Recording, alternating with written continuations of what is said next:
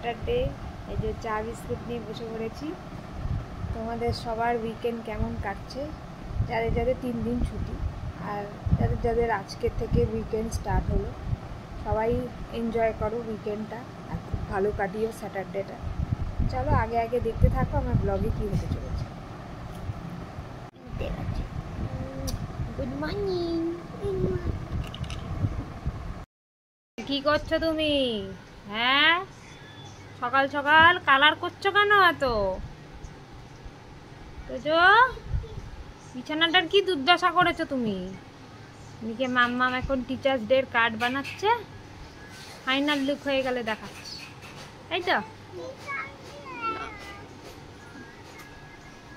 এই যে দেখাচ্ছে, এই বাবা হার্ট বানাচ্ছে ম্যাডামের জন্য।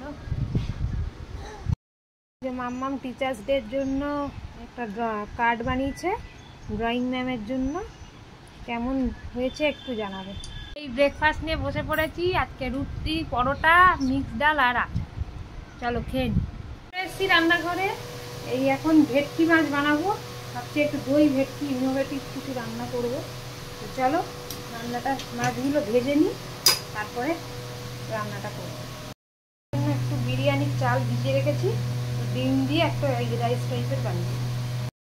দেখুন বাইরে কি সুন্দর রোদ উঠেছে, পুজো পুজো গন্ধ লেগে গেছে, আর মাত্র কটা দিন বাকি পুজোর। কি সুন্দর রোদ। ভেটকি মাছগুলো প্রথমে ভেজে নিতে হবে।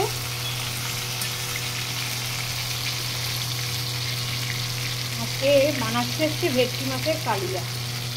এই ভেটকি মাছটাকে সুন্দর করে ভেজে নিই, তারপরে আবার আসছি। নুন হলুদ মাখিয়ে জাস্ট তেলে, সর্ষের তেলে ভাজা।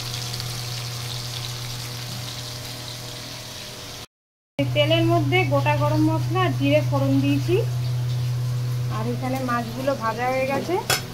এরপরে এই ছেলে আর মেয়ের জন্য এগ রাইস বানাচ্ছি, পরে আর একদিন রেসিপিটা শেয়ার করব।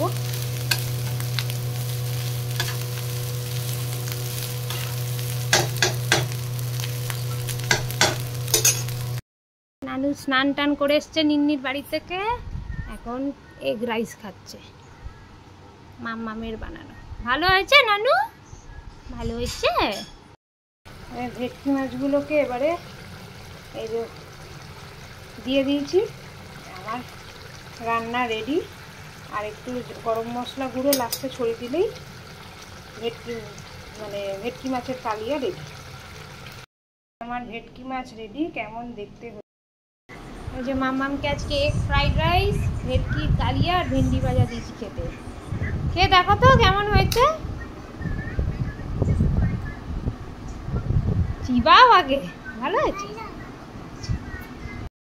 এই যে পোলাও খাচ্ছে মাম্মাম।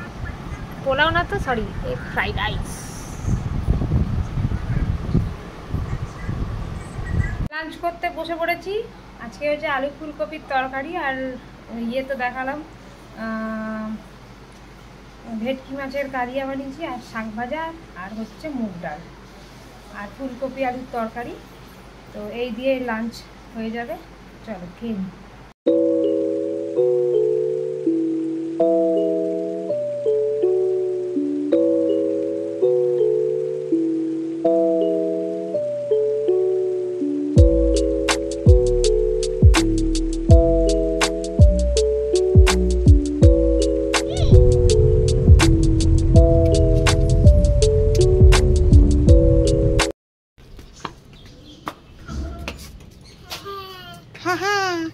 কোথায় যাচ্ছে? নিন্নির বাড়ি?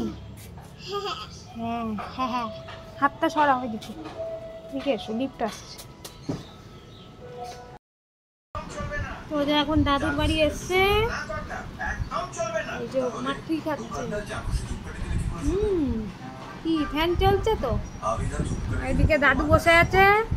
দাদু, ও দাদু, গুড আফটারনুন বলে দাও। Good afternoon. কেমন আছো? ভালো?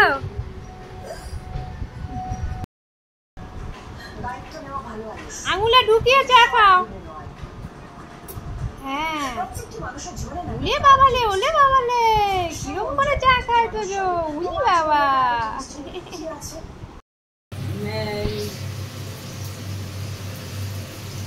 সেদ্ধ করতে হবে না, কাঁচা চিকেন। কাঁচা চিকেনটাকে ওই আদা রসুন পেস্ট, তারপরে পেস্টে আর আদা রসুন ক্যাপসিকাম আর ধনেপাতা পেস্ট করতে হবে, করে ওইটার সঙ্গে মেশাতে হবে।